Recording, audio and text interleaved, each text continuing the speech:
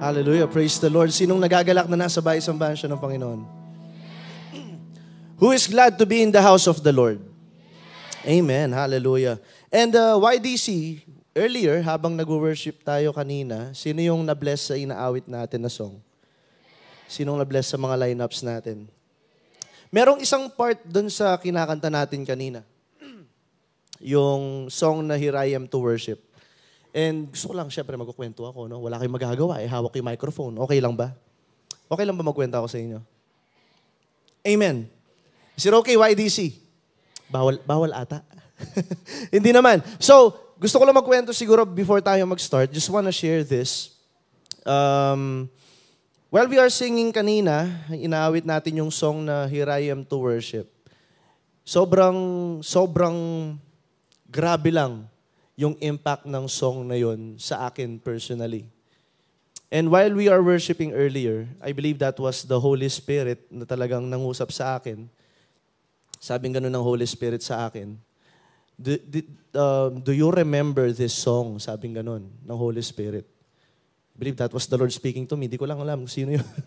Kasi di ko naman kayang gawin yun sa isip ko, no? Kasi hindi naman ako ganun katalino. Pero while we are worshiping earlier, the song spoke to me personally, and yung Holy Spirit ni-remind niya ako. Noon sa mga times na, ayun nga, sabi niya sa akin, do you remember this song? Sabi nga, naaalala mo ba yung song na to na inaawit mo? Sabi niya ganyan. Yes, Lord, sabi ko. Because this song was so very dear to me. It was a song that was so close sa puso ko. Napakalapit.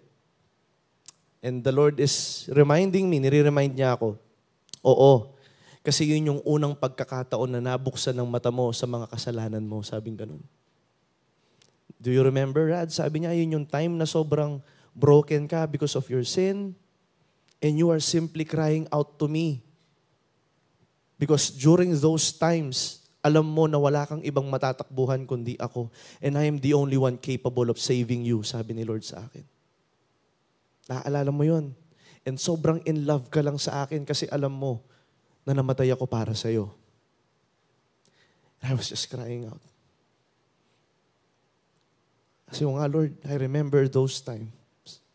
Yun yung unang pagkakataong nabuksan ng mata ko sa kasalanan, and dun ko na-realize na pampihira lahat pala ng mga bagay na nagawa ko dati at ang mga bagay na nagagawa ko, it breaks the heart of my Lord and Savior. Nasasaktan pala yung puso niya. But then again, nung time na nabuksan yung mata ko patungkol sa aking mga kasalanan, dun din mas naging masarap yung biyaya ng Diyos. Kasi sinasabi sa akin ng Panginoon sa mga panahon na yun, oo, hindi mo kayang dalhin yung sariling kasalanan mo, pero kaya kitang linisin sa mga pagkakasala mo. I can clean you.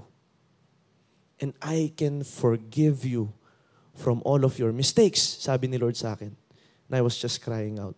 Sino dito pumasok dito sa kwartong ito, alam niya, ramdam niya yung bigat ng mga failures niya.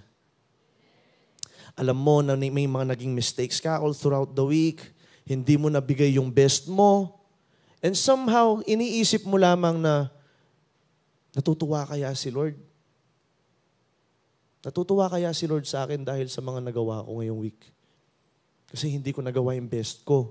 Is the Lord happy about my performance? Siguro may pumapasok na ganun sa mga isip natin. Pagpasok dito sa kwarto na to na, ang gagawin ko, magtataas ako ng kamay para makita ni Lord na worthy pa rin akong mahalin.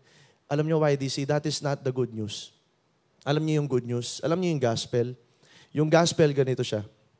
It is regardless of your performance, Jesus Christ loves you.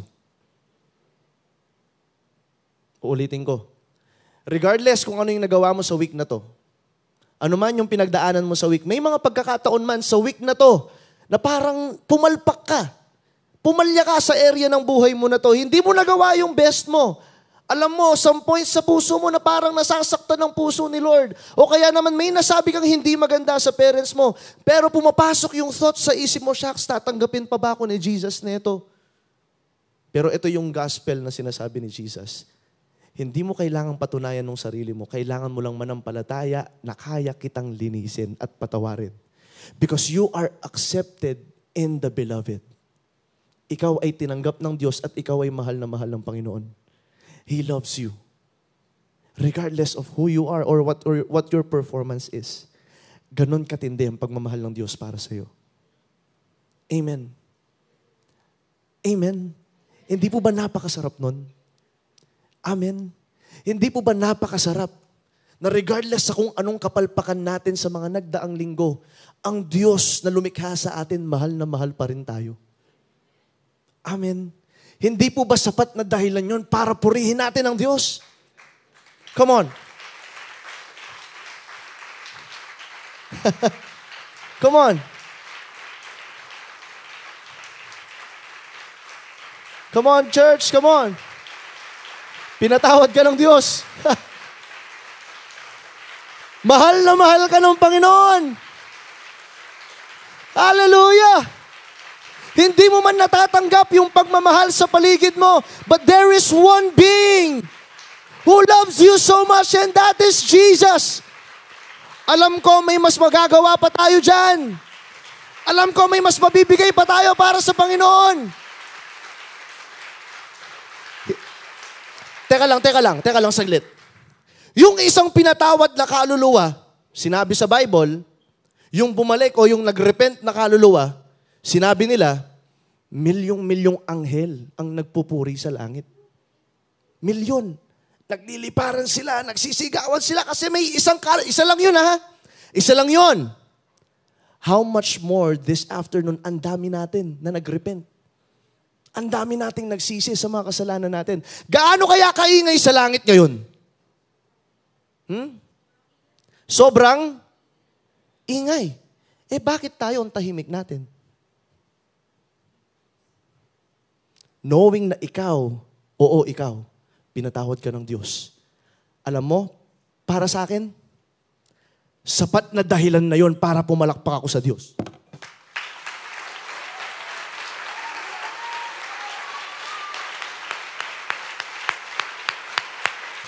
Sapat na dahilan na yon para tumayo ako sa aking upuan, tapos magtataas ako ng kamay para purihin ang Diyos.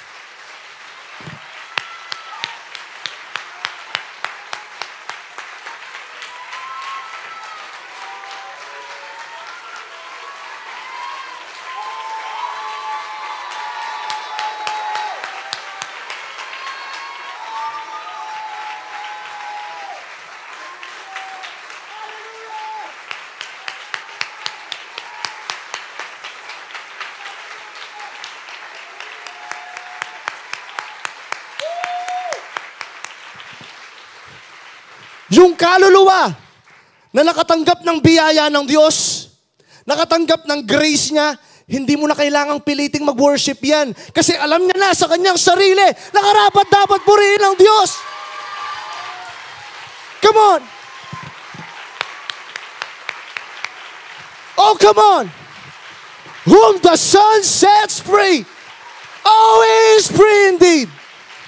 Whom the Son sets free, He is free indeed.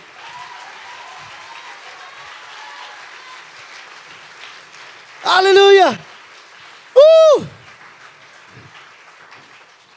Can we just lift our hands in worship? Hallelujah.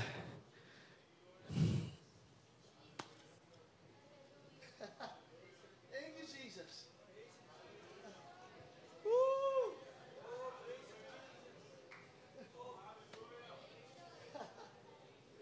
Hallelujah. Hallelujah.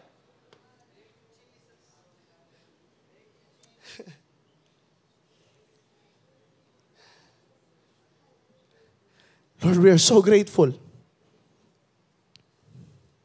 We are so grateful, Lord, sa mga bagay po na ginagawa ninyo.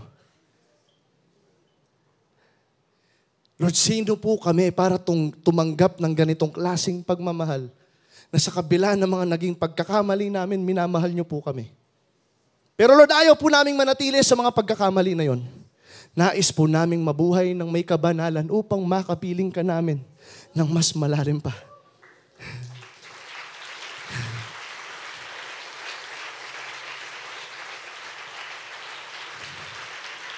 Hallelujah.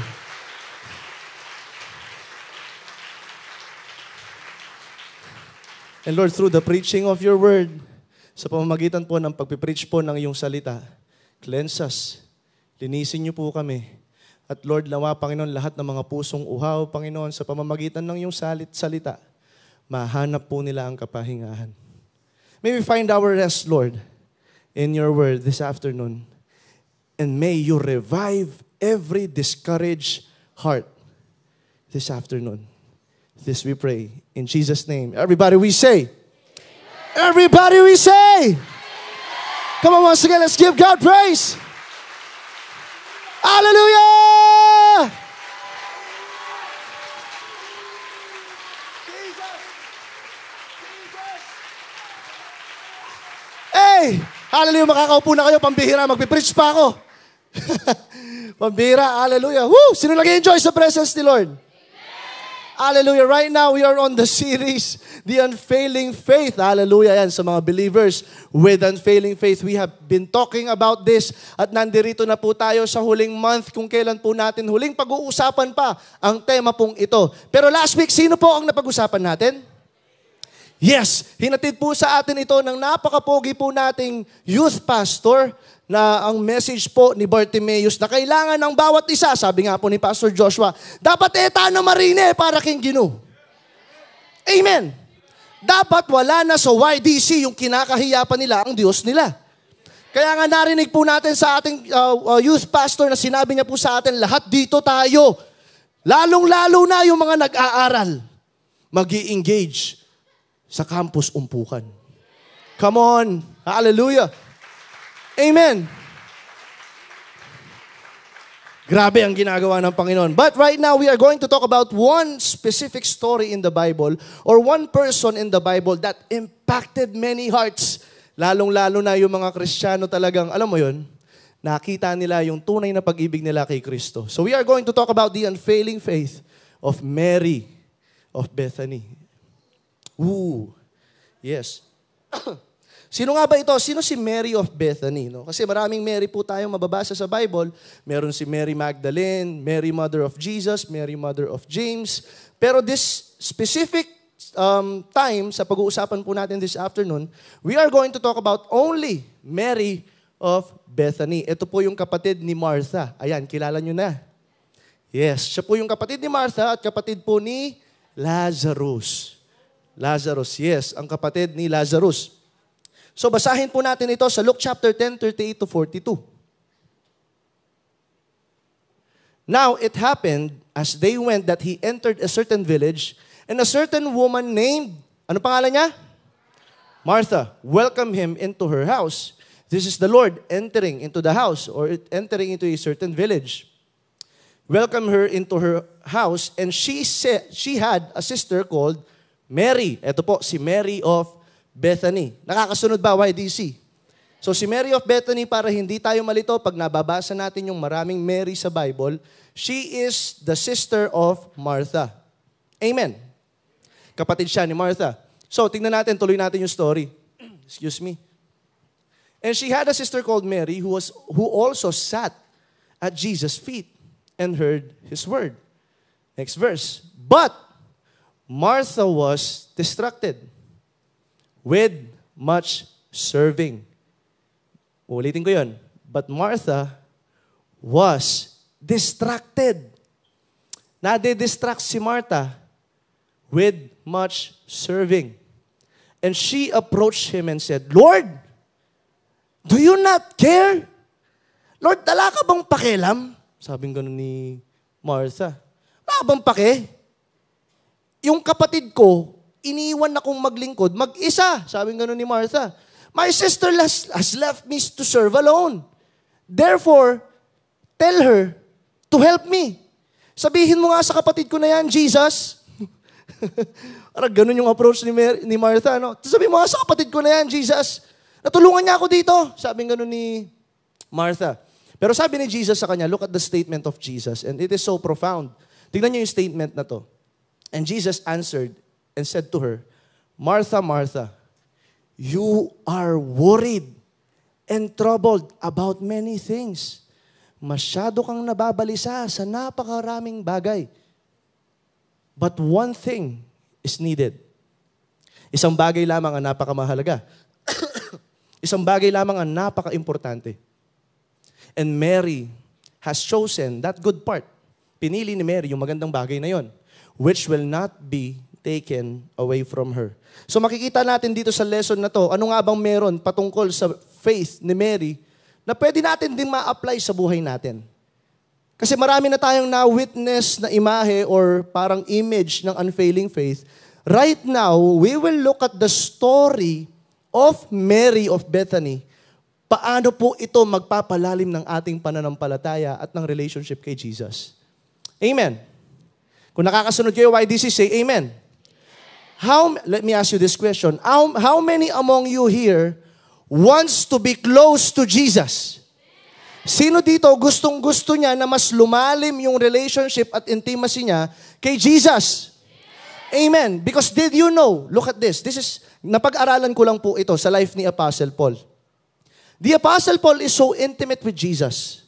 He is so close with Jesus na lahat ng mga bagay na pinagpe-pray niya at hinihingi niya, natutupad sila dahil sa pagmamahal na meron siya kay Lord. Which means, ito yun, the more na mas nagiging close ka kay Jesus, the more na mas tumatatag yung pananampalataya mo, the more na mas nagiging normal na lang yung mga imposibleng bagay sa buhay mo. Uulitin ko po yun. Kapag mas lalo kang nagiging close kay Jesus, araw-araw mo siyang kausap, araw-araw kang nagpe-pray, araw-araw mong ini-enjoy yung presence ni Lord, araw-araw mo siyang kausap, araw-araw kang nagbabasa ng Bible. The more na lagi mong nakakausap si Jesus, dahil nga nagiging close ka sa Kanya, lalong tumatatag ang pananampalataya mo. At kapag mas lalong tumatatag ang pananampalataya mo, yung mga imposible sa buhay mo, nagiging madali na lang. Bakit? Kasi close na kayo ni Jesus. Amen. For example, let me share you this example bago tayo mag-proceed sa first point. Tingnan niyo yung example na to. For example, merong isang bata.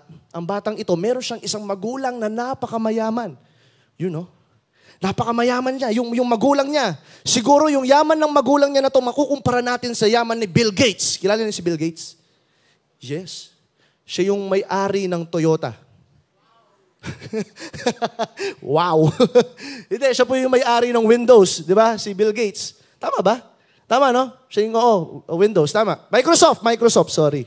Microsoft. So si Bill Gates, imagine this, si Bill Gates, yung batang ito, meron siyang magulang na singyaman ni Bill Gates.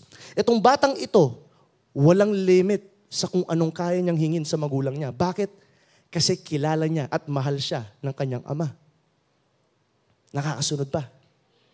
Tingnan niyo to. Itong batang ito, dahil nga kilala niya yung ama niya, at alam ng bata na mahal ako ng aking tatay, hindi niya ako pababayaan. Pag ako hihingi ako nito, ibibigay niya sa akin. Same thing with us. Kapag tayo, mas lalo tayo napapalapit sa puso ng ating Ama na nasa langit, hindi na magiging mahirap ang paghingi ng mga imposibleng bagay. Kaya marami sa atin, humihingi tayo sa Diyos ng mga imposibleng bagay, which is good. Amen. Pero most of us, humihingi tayo based sa kung ano yung performance na nagagawa natin. Hindi tayo humihingi base sa kung sino tayo sa Diyos. Kaya nga marami sa atin, hindi natatanggap yung prayer. Kasi yung gagawin mo, magpe-perform ako. Magde-devotion ako ng 24 hours a day. Wow! Tapos magpapasting ako ng 41 days, tatalunin ko si Jesus. Para, pag magpe-pray ako, tignan nyo grabe yung preparation. Yung preparation niya, 40 days, 41 days, 24/7 siyang mananalangin, magde-devotion. Tapos yung hihingin niya, para lang pumasa ako sa MAPE.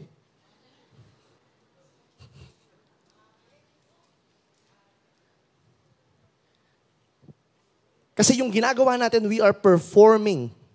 Hindi tayo nanggagaling doon sa posisyon na tayo yung mga anak ng Diyos.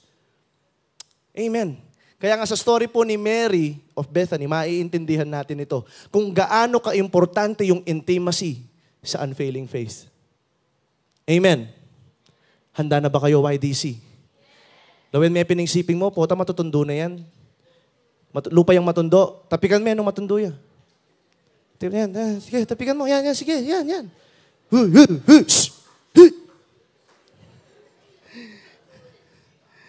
So number 1, let's look at the first point. Mary had an unfailing faith in God because she sat at Jesus' feet to listen to Him. Madalas napagkukumpara natin si Mary tsaka si Martha, na parang pinaglalaban natin sila, no? Na parang dapat ako si Mary, ayoko maging Martha. Ganun tayo di ba? Ayoko maging Martha, si Martha mareklamo siya, ayoko maging Martha. Gusto ko lang si Mary. But did you know, it's not all about Mary and Martha na parang pinaglalaban natin sila. But it is becoming Mary first to become Martha. Amen. Ano ibig mong sabihin dun, kuya? Parang hindi kita gets. Una at yung pinakamahalagang bagay na kailangan mo munang gawin, yung intimacy mo sa Lord, bago ka magmi-minister, bago ka kikilos, bago ka gagawa, bago ka magiging estudyante. Amen. Marami sa atin, hindi natin alam to, kaya ang nangyayari, lagi tayo napapahamak. Marami sa atin balisa, marami sa atin nagwo-worry lagi. Marami sa atin, lagi tayong may parang, alam mo yun, hindi ka masaya. Bakit? Kasi hindi tayo nagte-take time umupo sa paanan ni Jesus. Sabi dito, basahin natin, no? Tignan nyo to. Sa verse 38, now it happened as they went, he entered a certain village. Martha welcomed him into her house. This is Martha welcoming Jesus. Immediately, ang ginawa ni Mary pagpasok ni Jesus sa bahay nila, umupo sa paanan ni Jesus at nakinig lamang sa kanya at wala nang iba. Nagpray pinapakinggan niya lang si Jesus. And alam niyo, grabe po ng story na to kasi it is possible that si Mary of Bethany, familiar siya kung sino si Jesus. Familiar siya kung ano yung mga bagay na ginawa ni Jesus o yung mga prophecy patungkol sa kanya na darating yung anak ng Diyos. Imagine, face to face with the Son of God. Imagine, ang meron lang tayo ngayong oras na to, yung salita ng Diyos. Ito napaka-powerful na to, amen? Ito sobrang powerful na to na kaya niyang magpabago ng puso ng isang tao. Amen? How much more spending time at the face of Jesus? Sa panahon na yon, si Mary, face to face niyang nakikita yung nagliligtas o yung nagligtas sa kanya. Ganun katindi yung presence na yon. Ganun katindi yung oras na meron siya. And look at this. Basahin natin yung next verse. Tingnan nyo to, sa 13:40. But Martha was distracted. Ano yung problema kay Martha? She was? Anong Tagalog ng distracted? Distracted. Tagalog ng distracted. Nababalisa? Nadidistract? Nadidistract. Gulong-gulo yung isip. Ayan, gulong-gulo. Si Martha, yung puso niya, gulong-gulo. Ayan, distracted siya sa paglilingkod. Teka lang, hindi ba magandang bagay yung paglilingkod? Amen? Hindi ba magandang bagay yung pagsaserve? Amen? Bakit kaya dumating sa punto na yung pagsaserve naging distraction na siya? Bakit? Kasi ito yung nangyari. Nagreklamo na si Martha. Yun, lumabas na sa kanyang bibig yung pagrereklamo. Kaya kahit na ganun kaganda yung pagsuserve, pero nagrereklamo naman, wala ring kwenta yung ginagawa niya. Kaya nga sa mga ministers at mga CU leaders, mga nagde-desire pumasok sa ministry, lagi kong sinasabi to sa mga CU ko, alam nila to, pag kausap ko sila, gusto nilang pumasok, mag-serve sa ministry. Tinatanong ko sila, kamusta muna yung relationship mo kay Jesus? Kamusta muna yung relationship mo kay Jesus? Yung bang relationship mo kay Jesus ngayon, ginagawa mo siya o nag-a-attend ka ng devotion mo para mas makilala mo pa yung Panginoon o para lang makapasok ka sa ministry? Kasi posible po, church, makinig po kayo sa akin. It is very, very possible na ginagawa mo yung devotion na yan, nagpe-pray ka, nagbabasa ka ng Bible, kasi yung mga tao sa church ginagawa nila. Kaya ikaw din, susunod ka na rin sa trend. Magbabasa ka na rin ng Bible, magpe-pray ka na rin. Kuya Rads, pangit ba yun? Hindi. Actually, maganda nga yun eh. Pero, pansinin ninyo, ginagawa nyo na siya sa mga maling reasons. Nagde-devotion ka nga, nagbabasa ka nga ng Bible, pero hindi naman para makilala mo si Jesus. Ginagawa mo siya, bantang pagmaragul mo, naya ako mag-devotion ko. Kagawan may ini, may mga kakilala po ako. May mga kakilala ko. Kay buri banggitan lagyo kasi sobraya close ka na ako. Ay, hindi na lang. Sige, gagamitin ko na lang example yung sarili ko. Ayan. Pag nagbabasa ako sa Bible, may mga pagkakataon na minsan magsusulat ako sa notebook ko, ilalagay ko yung anong ibig sabihin ng Greek. Ayan. Magbabasa ako ng maraming commentary. Babasahin ko yung verse by verse, yung meaning, hahanapin ko sila. Saan ba ito nakuha? Ano ba yung sinasabi? Lahat talagang magkakaroon ng talagang exhaustive na study pag-aaralan ko. Pag-aaralan ko siya. Tapos at the end of the day, pagkatapos ko magawa yung devotion ko, grabe. Praise the Lord. Ang ganda! Kasi pagbabasahin mo, lahat ng explanation sa verse, nandyan. Amen? Ang gandang basahin. Pero yung puso, hindi naman nabago.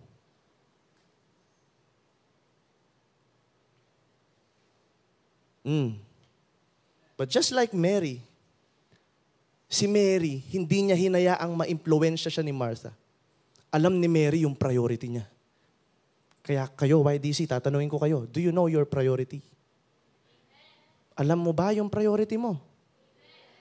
Are you familiar? Are you aware na meron kang priority? And that is to prioritize Jesus above anything else. Kasi sinabi dito, Mary has chosen the good part. Ibig sabihin, yung good part na yun yung oras na nakikipagniig ako sa Diyos. Yung wala kang ibang iniisip kundi makita at malaman mo lamang kung gaano ka kamahal ng Diyos. Yung marinig mo lamang sa kanyang tinig, sa pagbabasa ng salita ng Diyos, na ikaw, mahal kita at anak kita. Ano man ang sabihin ng tao sa paligid mo, hindi mapapalitan kung ano yung paningin ko sa'yo. Ganon yung naririnig ni Mary. Ako nga, naiinggit nga ako kasi pampihira. Imagine Jesus face to face. Amen? Grabing experience to. Grabing experience to. Why do you see? This is God in the flesh. Talking to Mary face to face. Nakikita niya pisikal sa kanyang mata kung gaano kagrabe yung kalwalhatian ng Diyos. Pinili niya yung best part, yung good part. Tayo kaya. Alam niyo, marami sa atin, distracted tayo. Ringaliwa kaya kayo. Yung iba sa atin, ganito. Magbabasa ka nga ng Bible. Magpipray ka nga. Pero yung cellphone mo, nandyan naman. Hallelujah. Thank you, Jesus. Grabe, Lord. Grabe yung lugod mo.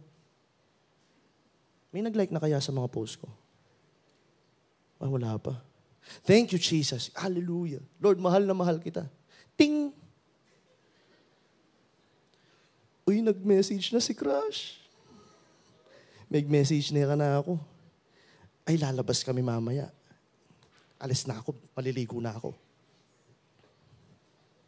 Tapos ang nangyayari, iniiwan natin si Jesus sa lugar na kung saan dapat tayo nakikipagniig sa Kanya. Kasi yung totoo, ayaw man nating tanggapin, but this is the truth. Hindi natin priority si Jesus. Kasi kung priority natin si Jesus, hindi ka na kailangang bawalan ng leader mo na iwasan yung babae o yung lalaki na yan.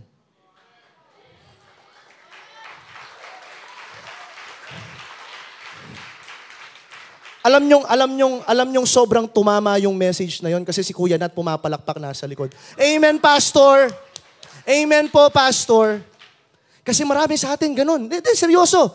Kung tunay mong naranasan yung grace ng Lord, aba, kung alam mo yung taong yan, mapapagpalayo sa'yo sa relationship nyo ni Jesus, hindi ba yung nararapat mong sagot doon, iiwasan mo siya? Bakit ka lumalapit? Priority ko si Jesus, Pastor Rads, Kuya Rads. Malalim nga yung relationship ko sa kanya eh.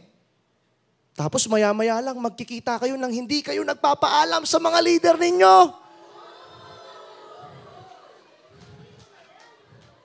Sino yung mga yan? Siyempre, hindi pwedeng sabihin. Hindi pwede.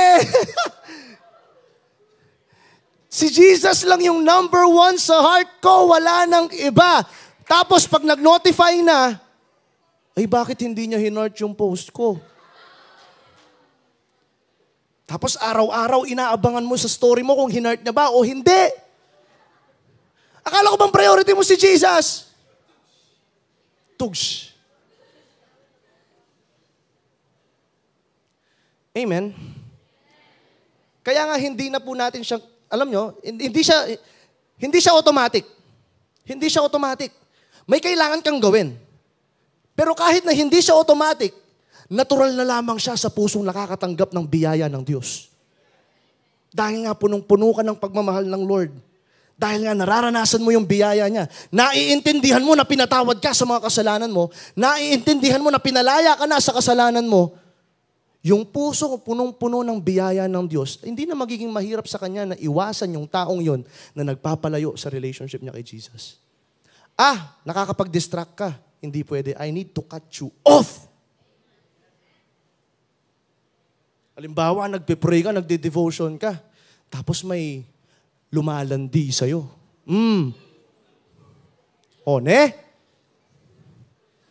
Kapag punong-puno ka ng biyaya ng Diyos, alam mo yung magiging response doon? Black.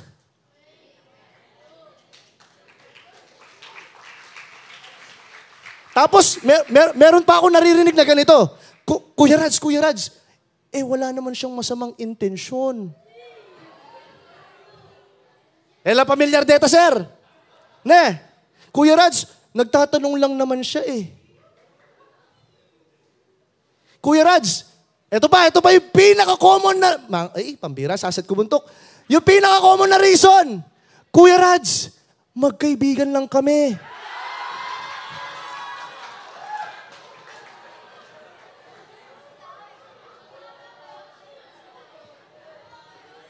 Tawa, sabi natin, friends lang, pero lumalabas.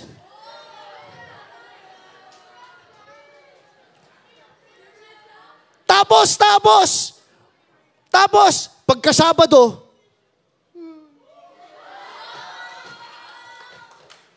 hallelujah. Taas luluhod pa yan. Jesus. Tapos pagdating na ng Friday, umikit na kami.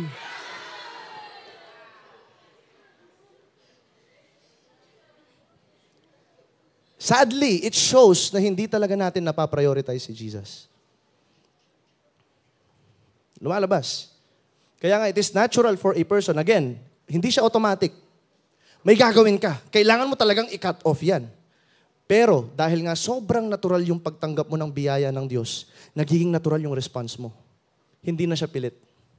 Kasi naiintindihan mo na wala nang mas tutumbas pa kay Jesus. Naiintindihan mo na. Katulad ni Mary, Lord, I am content with you. Kontento na ako sa iyo, Panginoon. So kahit na sinong taong pumasok sa akin, wala akong paki sa kanila, I am content with you. Hindi na bale. Hindi na bale. Yung halimbawa, nakikita mo yung mga tao sa paligid mo na pumapasok na sila ng relationship. Tapos may mga naririnig ka, kapila ka magtao. Kapila ka mag-asawa. Yung isang tao, yung Kristiyanong punong-puno sa biyaya ng Diyos, katulad ni Mary, kasi nga, na-witness niya. Sa sobrang kontento niyan, masasabi niya na, Lord, okay lang. Kahit wala pa yung mga bagay na to. Kasi masaya na ako, nakapiling kita. I am glad. I am glad that I have you in my life, Lord. Kasi wala nang masasarap pa sa presensya mo. Hallelujah. Sige, palakpakan natin ang Lord. So YDC, this is the message. Start prioritizing Jesus. Start prioritizing Jesus. Hindi mo gagawin yung devotion na yan kasi kailangan. Hindi mo gagawin yung prayer time na yan kasi kailangan. Hindi ka papasok sa secret place dahil kailangan. Papasok ka sa secret place kasi gusto mong makilala si Jesus. Kasi dinidevelop mo yung puso. Amen. Sabi dito sa Psalm 9:10, sabi po dito, those who know your name trust in you. For you, Lord, have never forsaken those who seek you. Sa lahat ng mga hinahanap ng Diyos, hindi sila pababayaan ng Diyos. Sabi din po dito sa Psalm 105:3-4, glory in His holy name. Let the hearts of those who seek the Lord rejoice. Sino po dito yung mga nagsisik sa Lord? Sino dito hinahanap ang presensya ng Diyos? Ninanais mo yung plano ng Diyos sa buhay mo. You are seeking the Lord personally. Sinabi dito, those who seek the Lord, ano po yung response? Ano? Rejoice. Ganun ba yung itsura ng nagsisik sa Lord? Ganun ba yung itsura ng nagre-rejoice kapag sinisik mo yung Lord? Hindi ba kapag rejoice, ito yung papalakpak ka? Magre-rejoice ka. Magiging masaya yung puso mo kasi alam mo, yung hinahabol mo, yung hinahanap ng puso mo, yung pinaka-the-best. And that is Jesus. Kaya kung sinabi ng Bible na rejoice, kung sinabi niyang rejoice, and I will rejoice. Magpupuri ako sa Diyos. Again. Look, hindi na siya sapilitan. Kasi nga, yung puso mo, punong-puno na ng grace ni Lord sa ugnayan yung dalawa. Hindi ka na kailangang pilitin ni Kuya AJ nagpuri sa kanya. Hindi ka na kailangang pilitin ni Ate Grace. Oy, mag-worship kayo, YDC, hindi. Alam nyo, kapag punong-puno ka ng biyaya ng Diyos, papasok ka pa lang sa kwarto na yan, papalakpak ka na. Oh, this is the day that the Lord has made. I will rejoice. Kasi pinatawad niya ako. Pinagaling niya ako sa karamdaman ko. Binigyan niya ako ng baon. Pinapakain niya ako araw-araw. Therefore, I will rejoice. Hallelujah. Those who seek the Lord, seek the highest of all. Ulitin ko po yun. Kung sino daw ang hinahanap ng Diyos, He is seeking the highest good. Yung pinakamataas na magandang bagay. Hindi po bagay, pero being. That is God. Kasi sa Diyos, lahat ng hinahanap ng puso mo, na hinahanap mo sa tao, na hindi mo mahanap-hanap, mahahanap mo sa Kanya. Yung hinahanap mong acceptance sa mga friends mo, kasi nga yung mga kaibigan mo, iniiwan ka. Sila may kanya-kanyang group of friends, tapos ikaw naiiwan ka. Tingnan nyo to. Iwanan ka man ng mga kaibigan mo, basta mananatili si Lord sa puso mo. Sapat na yun.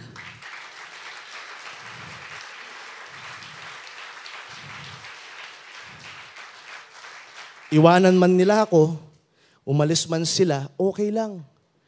Kasi sapat na si Jesus sa puso ko. Number 2. Mary had an unfailing faith in God because she fell at Jesus' feet to give her burden. Paano yun? Bakit bigla? Kuya Rats, may burden. Anong ibig sabihin nito? This is the story when, sa may, John 11:17-37, hindi ko na siya babasahin. Pero ito yung story na si Jesus, pumunta na siya doon sa tomb of Lazarus kasi nga si Lazarus, sinabi sa verse 1, Lazarus, whom you love, yung pinakamamahal mo, sabing ganun ng Bible, namatay siya. Ay, may sakit, may karamdaman, sabing ganun. May karamdaman siya, pumunta ka na dito, sabi gano'n, pinapapunta si Jesus. Pero to make the long story short, si Jesus, nag-delay siya for almost, I believe, 2 or 4 days. Na-delay ng 2 or 4 days si Jesus sa pagpunta doon sa lugar ni Lazarus. So ang nangyari, dahil nga na-delay ang pagpunta ni Jesus, namatay si Lazarus. Namatay siya. So tignan natin yung story. On his arrival, Jesus found Lazarus had already been in the tomb for 4 days. 4 na araw nang nasa bangkay. Nasa libingan, I mean. Now, Bethany was less than 2 miles from Jerusalem. Ibig sabihin, malayo po ang Jerusalem from Bethany. So, ang nangyari, many Jews would come to Martha and Mary to comfort them in the loss of their brother. Kino-comfort po dahil nga nalaman nila na namatay itong si Lazarus na yung kapatid po ni Martha at ni Mary na pinakamamahal din po ni Jesus. Dahil yung pamilya po na to sobrang close kay Jesus. Yes, close na close po si Jesus sa pamilya po na to, kaya ganun niya po kamahal. So ang nangyari, when Martha heard that Jesus was coming, malapit nang dumating si Jesus, nakita niya, napapunta na siya, si Martha, dali-daling tumakbo para i-meet si Jesus. Tapos ang sinabi niya, tignan niyo ang sinabi ni Martha kay Jesus, Lord, Martha said to Jesus, if you had been here, my brother would have not died. Kung kanina lang o noong mga ilang araw lang dumating ka na, hindi sana namatay si Lazarus. Grabe yung approach ni Martha. Lord, sana kung ginawa mo lang to, di sana hindi na kami napahamak. Di sana hindi na namatay si Lazarus. Ganun yung sinabi niya. Pero alam niyo, YDC, kung tatanungin niyo ako, Kuya, bakit kailangang malate ni Jesus ng 2 days? Ano ba yung dahilan? Bakit na-late si Jesus? Kasi hindi man natin alam o hindi man natin naiintindihan yung nangyayari, pero meron tayong kasiguraduhan na may layunin ng Diyos. Amen. For example, sa mga buhay natin, hindi man natin alam bakit ganyan yung nangyayaring problema sa iyo ngayon, pero one thing is sure, sinabi po sa Romans 8:28, that all things work together for good to those that love God and to those who are called according to His purpose. Amen. Ibig sabihin, hindi man natin naiintindihan bakit may ganyan kang problema, bakit nandito ka sa sitwasyon na to, hindi mo man ginusto pero nangyari ito, may nawalan ka ng mahal sa buhay, iniwan ka, na broken-hearted ka, hindi man natin naiintindihan bakit nangyari yun, pero may layunin ng Diyos. Katulad po sa story ni Lazarus, sinabi po ni Jesus dito kay Martha, sabi niya, Jesus said to her, your brother will rise again. Your brother will rise again. Kasi sinabi ni Martha, Lord, alam ko kahit anong hingin mo sa Ama, ibibigay niya sa'yo. Pero sinabi ni Jesus, yung kapatid mo, babangon yan. Pero sabi ni Martha, alam ko, Lord, babangon siya. Pero sa pinakahuling araw na, sa last days na. Hindi ngayon. Makikita natin yung kontra sa pananampalataya po ni Martha at ni Mary ulit dito. Kasi dito makikita natin si Martha parang, okay Lord, sige, alam ko, ikaw yung resurrection, alam ko, ikaw ang Diyos, pero kaya mong gawin yan siguro in the future na, hindi ngayon. Ang nangyari, nililimit ni Martha yung kapangyarihan ng Diyos. Amen. Nililimit ni Martha. Ilan po sa atin dito pinipilit nating limitahan ng Lord sa kaya niyang gawin sa buhay natin? Lord, parang imposible yata na kaya mong sagutin o pagalingin yung karamdaman ko. Siguro okay na hang mamatay na lang ako. That is wrong. Hindi po tama yon. Amen. Lord, okay lang yata na bigyan mo na lang ako ng second hand na sasakyan. O yun, binigyan ka nga, second hand. Lord, okay lang. Tignan niyo, ito sa mga estudyante. Lord, okay lang na kahit 75 yung grades ko. O yan, 75 ka nga. Bakit? Kasi tayo mismo yung nagbibigay ng limit sa kung anong kayang gawin ng Diyos. Sa tingin mo ba hindi kayang gawin ng Diyos na bigyan ka ng 98 na grade? Oh, layan nyo na, ayaw kumaniwala. Kasi walang nag-amen sa inyo. Oh, huli kayo, no? Walang nag-amen sa inyo. Pero ulit, tatanungin ko kayo, naniniwala ba kayo na kaya kayong bigyan ng Lord na 98 na grade? Kung naniniwala kayo, dapat pag tinanong yun sa inyo, opo, naniniwala kami. Amen. Katulad po dito sa story ni Martha at ni Mary sa pagbuhay po kay Lazarus. Tingnan niyo to. Jesus said to her, I am the resurrection and the life. The one who believes in me will live even though they die. And whoever lives by believing in me will never die. Naniniwala ka ba dito? Sabing ganun ni Jesus kay Martha. Sabing ganun ni Martha, yes Lord, she replied. I believe that you are the Messiah, the Son of God who is to come into the world. And after she said this, she went back and called her sister Mary. So tignan natin yung faith muna ni Martha. Sa story na binasa natin, naniniwala si Martha na si Jesus yung Messiah. Pero hindi siya naniniwala na kaya niyang buhayin si Lazarus sa bangkay. Parang hindi yata yun accurate, no? Amen. Na naniniwala ka na si Jesus kaya niyang gawin yung imposible, pero hindi ka naniniwala na kaya niyang gawin to. Amen. Suriin natin yung pananampalataya natin. Amen ba, YDC? Tignan nyo to, tinawag niya si Mary. The teacher is here, sabi niya, Mary, when heard this, she got up quickly and went to him. Now, Jesus has not yet entered the village, but when Mary reached the place where Jesus was and saw him, tignan nyo ulit yung ginawa ni Mary. Mary fell at the feet of Jesus again. Mary fell. Tignan nyo po sa verse 32. When Mary reached the place kung nasaan si Jesus, she fell at his feet and said, Lord, if you had been here, my brother would have not died. Sabing ganon. Lord, kung nandito ka lang, hindi na sana namatay si Lazarus. Lumuhod si Mary, sinabi niya kung ano yung nararamdaman niya. Did you know, YDC, that you can say what you feel sa ating Panginoon without any judgment? Naiintindihan ni Lord yung nararamdaman mo. Naiintindihan ni Lord yung frustration sa heart mo. Naiintindihan ni Lord kapag ikaw malungkot ka, mainit yung ulo mo, naiintindihan ni Lord yung nangyayari dyan sa puso mo. Hindi ka man naiintindihan ng magulang mo pag may sinasabi ka sa kanila. Pero si Lord, naiintindihan ka. Kasi ganun ka po kamahal ng ating Panginoon. Amen. Tignan niyo po yung nangyari kay Jesus. Tignan niyo po yung naging reaksyon ni Jesus dito. When Jesus saw her weeping, and the Jews had come a long way with her weeping, kasama yung mga Hudyo, umiiyak sila kasama si Mary, he was deeply moved in spirit and troubled. Ibig sabihin, nagkaroon ng parang burden si Jesus. Kasi nga nakikisimpatya siya sa kung anong nararamdaman ni Mary. Para lang ma-amaze kayo, YDC, look at this. Jesus, isa siyang Diyos. Amen. Naniniwala kayo doon? Si Jesus yung lumikha ng lahat ng nakikita ninyo dito.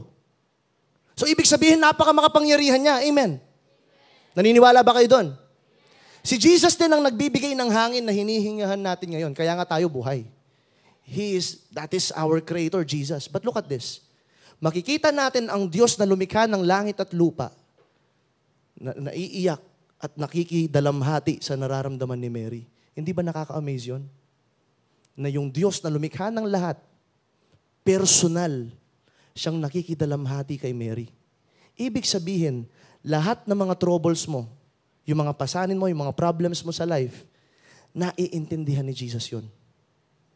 At kapag nalulungkot ka, nalulungkot din si Jesus. Kasi ayaw kanyang nalulungkot. Kapag nasasaktan ka, pag may naririnig ka sa mga parents mo, tapos naiiyak ka, masakit yung puso mo, si Jesus din nasasaktan siya. Kasi nga alam niya yung puso mo. Kasi nga siya yung lumikha sa'yo. Mas kilala ka pa ni Jesus kaysa mas kilala mo yung sarili mo. Ganun katindi yung puso ni Lord sa atin. Just like this story, He was deeply moved. Talagang hindi siya. Sa ibang translation, maiintindihan natin yung ibig sabihin nito. Tuloy lang natin, basahin natin siya. Where have you laid Him? Sabi ni Jesus. Come and see, Lord. Sama ka, Lord. Tignan natin kung saan siya. Look at verse 35. And Jesus wept. Yung pinaka-mixing verse, Jesus wept. Di ba tinatawanan natin to? But alam nyo ba, it is so profound. Bakit naiyak si Jesus? Naiyak si Jesus hindi dahil namatay si Lazarus. Kasi nga alam niya na si Lazarus, bubuhayin niya eh. Alam nyo bakit naiyak si Jesus? Gusto nyo malaman bakit naiyak si Jesus? Kasi hindi sila naniwala na kaya niyang pagalingin o buhayin si Lazarus. Oo, YDC. Tuwing tayo, nagdududa tayo sa kayang gawin ni Jesus, nasasaktan siya.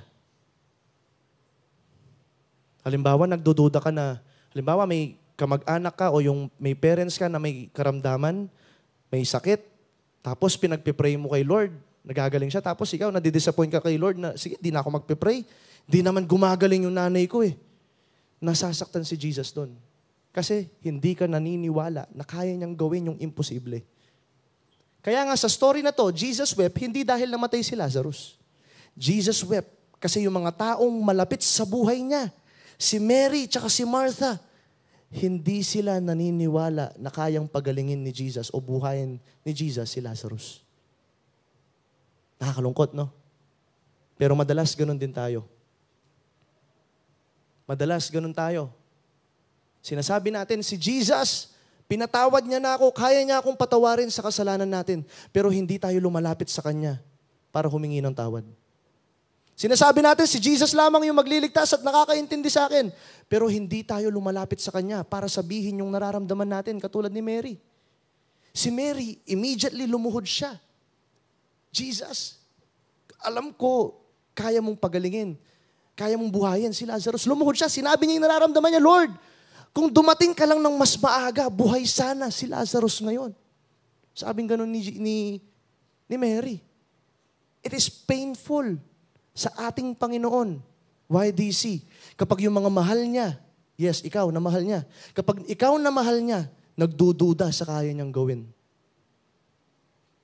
Nasasaktan mo ang puso ng Diyos. Every time na hindi ka lumalapit sa Kanya kapag nagkasala ka, sino dito pag nagkasala siya, nahihiya siya lumapit sa Lord? Aminin nyo. Taas kayo ng kamay. Aminin nyo. Sige. Hindi ko kayo i-condemn. Halimbawa, may nagawa kang mali. May napanood ka na ganito. Ginawa mo yan. Nahihiya ka lumapit sa Lord. Kasi ramdam mo yung karumihan mo. May isi-share akong medyo siguro bago sa inyo. Pero I believe this is from the scriptures kasi nakikita natin dito. Sinabi rin sa Hebrews 4 ito. Did you know, nasasaktan lalo ang puso ni Jesus kapag nagkasala ka tapos hindi ka lalapit sa Kanya. Mas nasasaktan ang puso ng Panginoon kapag ikaw may nagawa kang mali tapos hindi ka lalapit sa Kanya.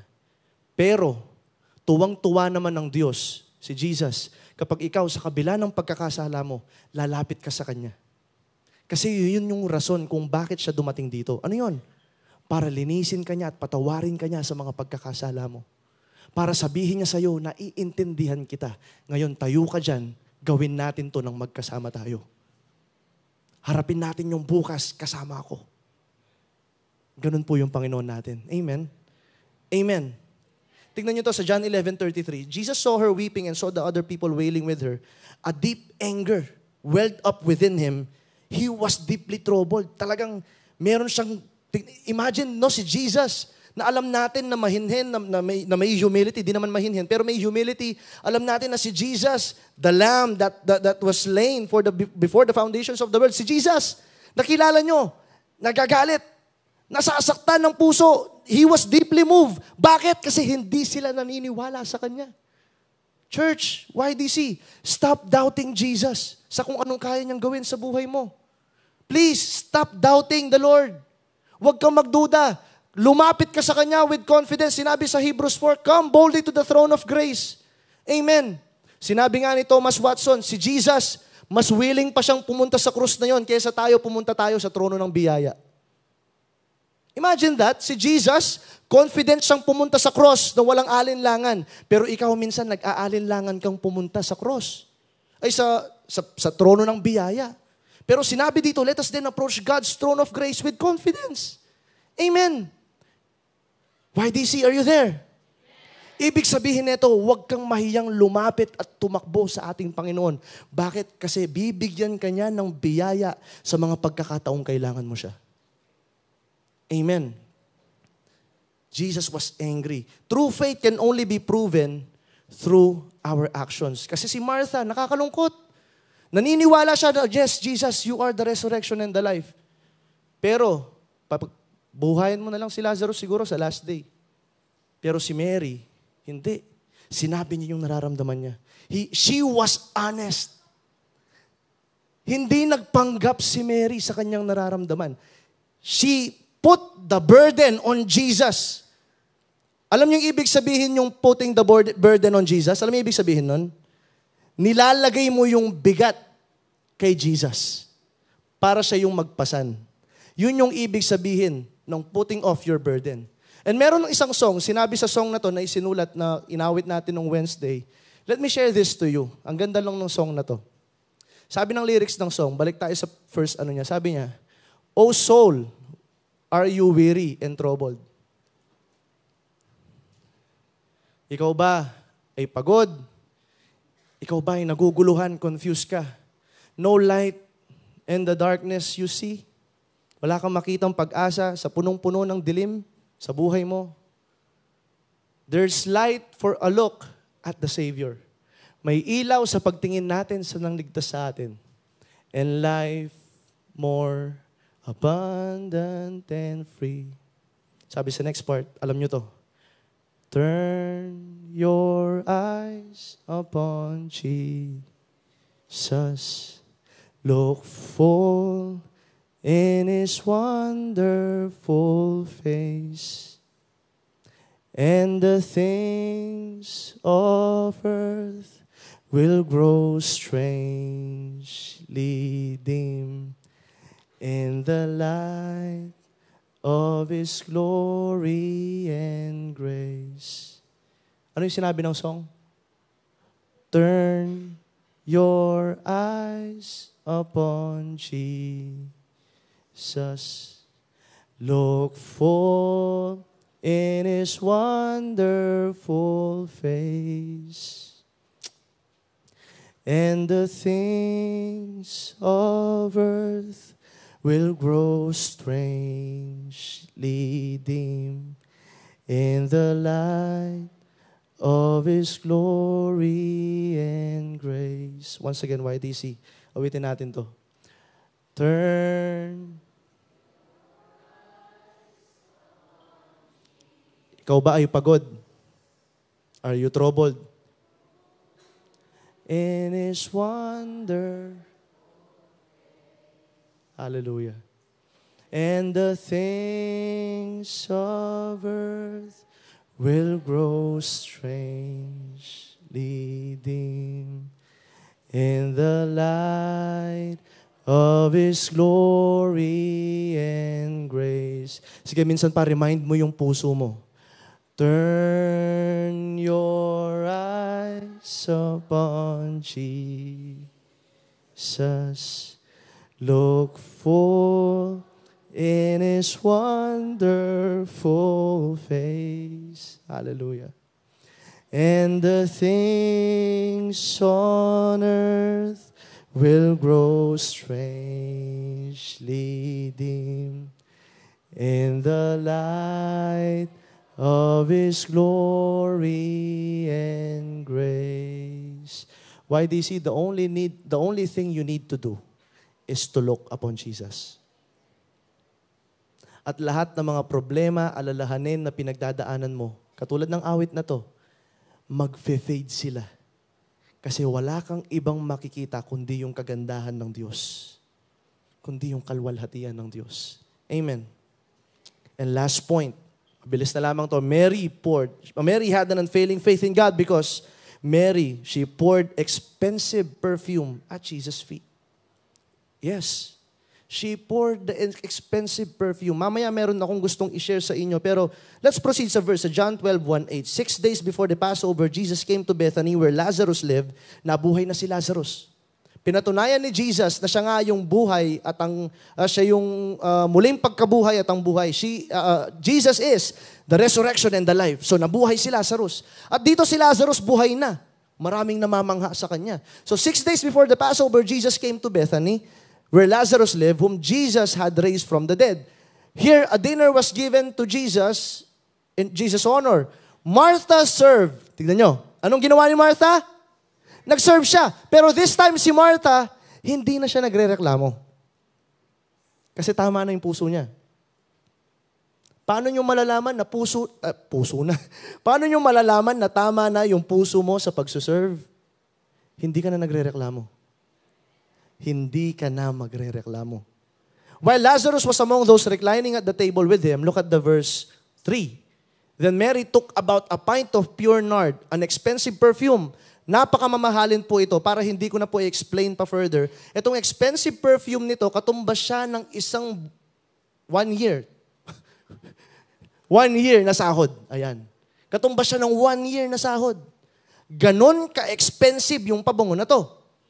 Ano yung ginawa ni Mary sa kanya?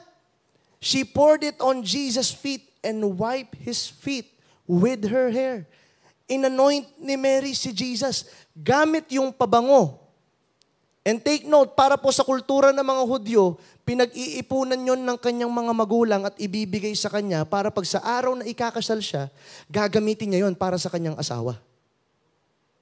Yes.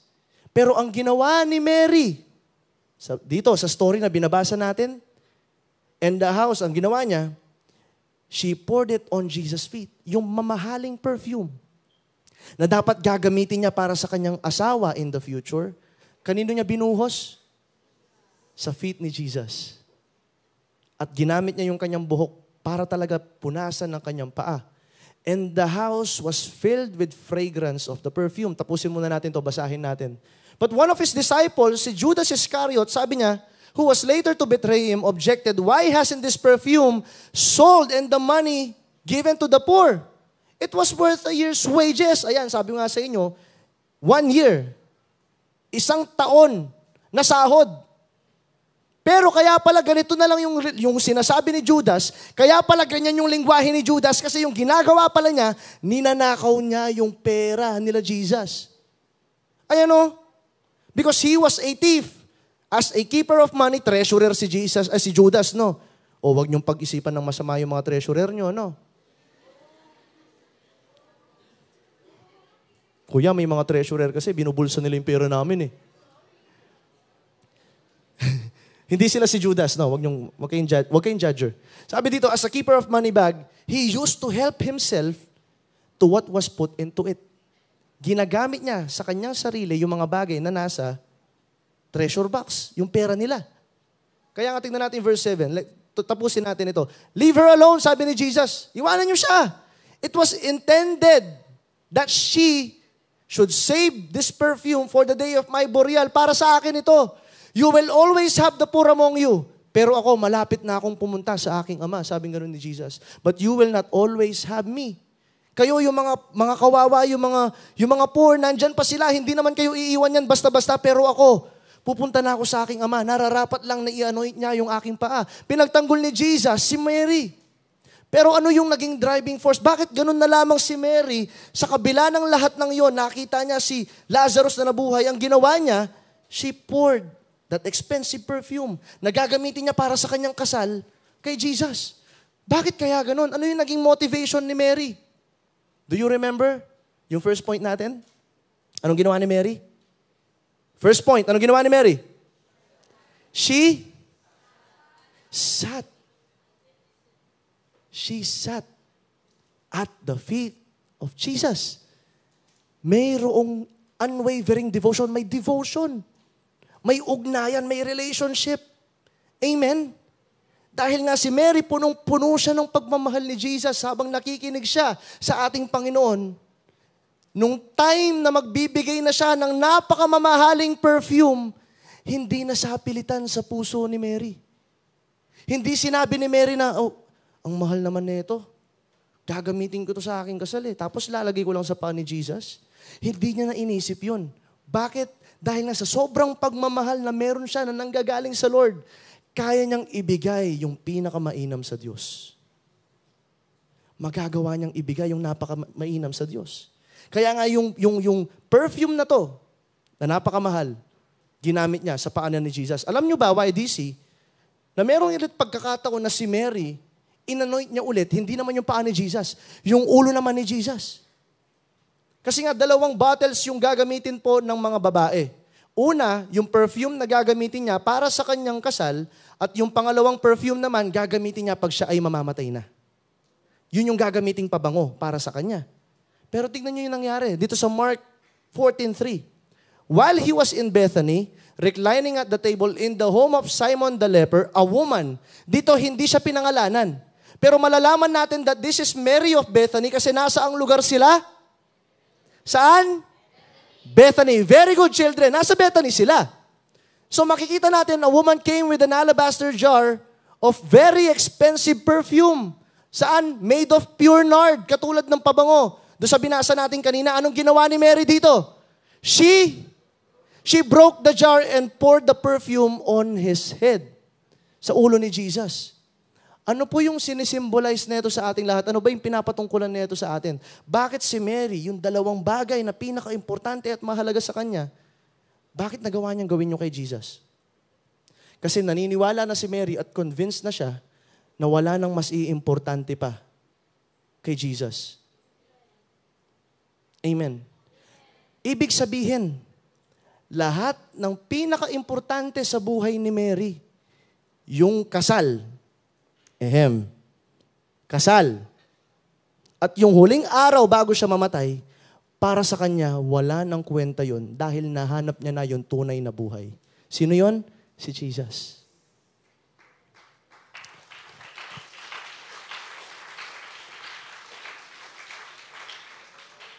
Kaya masasabi ni Mary, tingnan nyo, masasabi niya sa atin, na alam nyo, kahit na hindi na ako mag-asawa, kasi kontento na ako kay Jesus.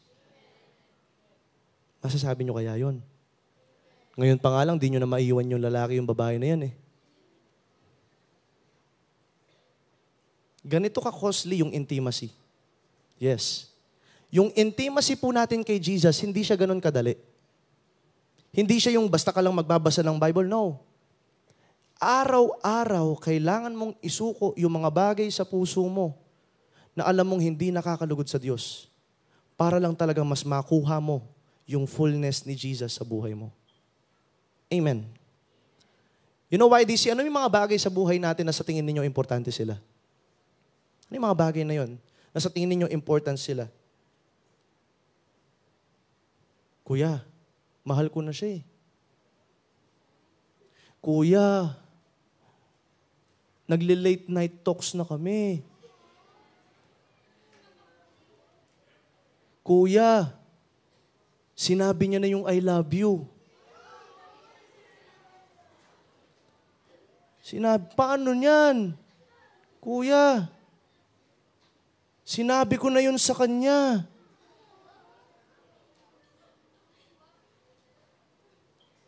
Ano yung mga bagay na sobrang importante sa inyo? Tao man yan, pera. Alam nyo, minsan importante sa atin, minsan nakakalungkot man isipin. Minsan importante sa atin, hindi naman talaga yung church, pero yung mga tao lang sa church. Kasi mag-a-attend ka sa church, hindi para kay Jesus, mag-a-attend ka kasi nandito yung mga barkada mo. Ano yung mga bagay na importante sa'yo na hindi mo masuko-suko? Yung mga bagay na ginagamit mo para sa sarili. PSG. Yung PSG mo, alam niyo yung PSG? Pang sariling gamit.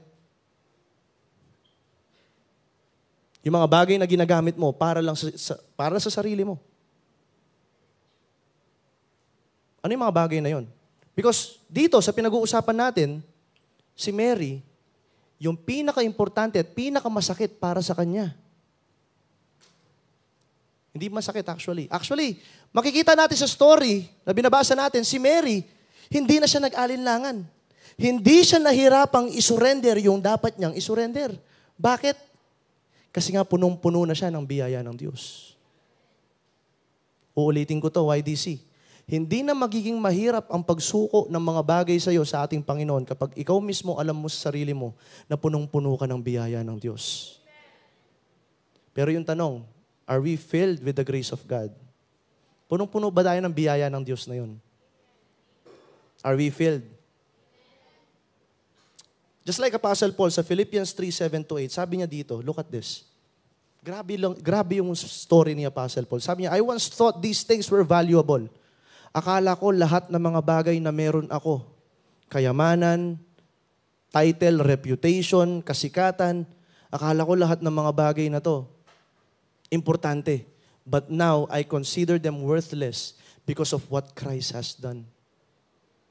Sinasabi ni Apostle Paul sa atin, alam nyo ba, yung mga bagay na hinahanap ninyo, yung mga bagay na hinahabol ninyo, kayong mga hinahabol yung pera, kayong mga hinahabol yung tao para maramdaman ninyo yung pagmamahal, kayong mga hinahabol ninyo yung mga barkada para lang maramdaman ninyong may mga barkada kayo, yung mga bagay na hinahabol ninyo na yan, na sa tingin ninyong importante.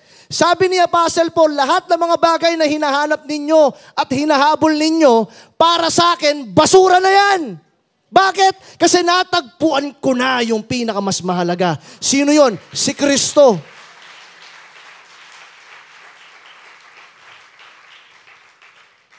Yung mga bagay, alam nyo parang ganito yung sinasabi sa akin ni Apostle Paul nung binabasa ko to.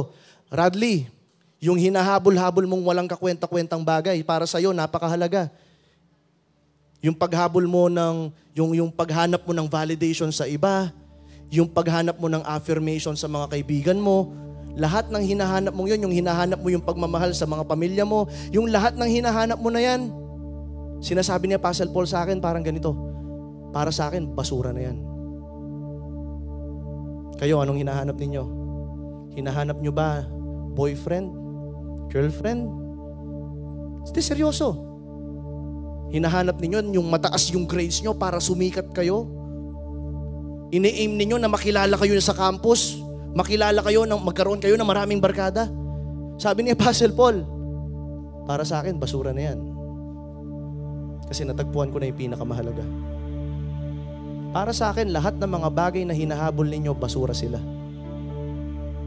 Ibig sabihin pala, YDC, tingnan nyo, yung hinahabol ninyo sa pag-rank up ninyo sa ML, yung pag-mythical glory ninyo na wala namang kakwenta-kwenta, yung pakikipag-away ninyo sa mga tao, sa mga lalaki dito, para feeling mo ikaw, cool ka, walang kakwenta-kwenta.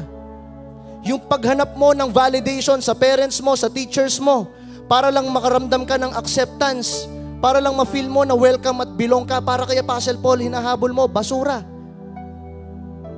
Para sa kanya, yung mga bagay na hinahabol natin dito sa lupa, kayamanan, trabaho, para sa kanya, basura yan. Bakit?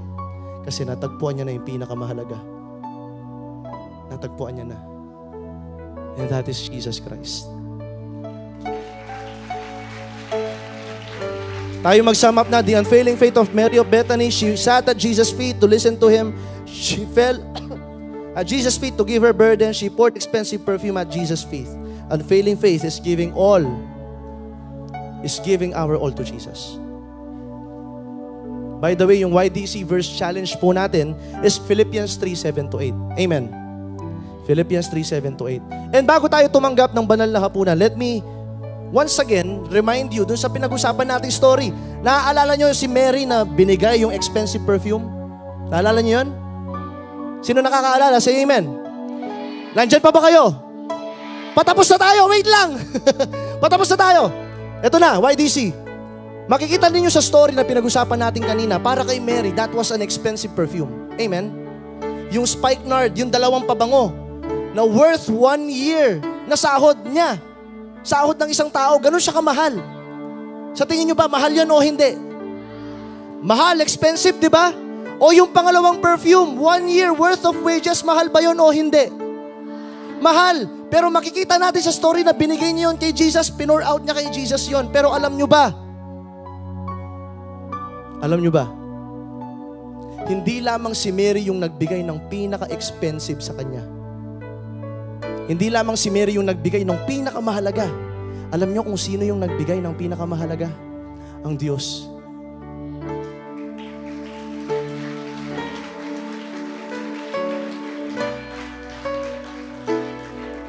Kasi yung binigay ng Diyos, hindi naman pabango.